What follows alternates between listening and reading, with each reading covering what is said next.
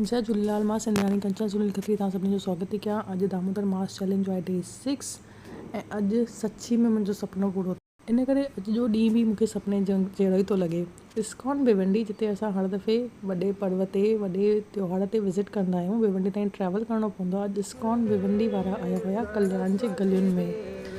हर कोने में कृष्ण जो नालो हुयो ऐं हुन सां दीपदान बि हुयो, त दीपदान सां जगमगाइजी वियो कल्याण जो साईं चौक। असां बि दीपदान कयो पूरे प्रेम ऐं श्रद्धा सां गॾु।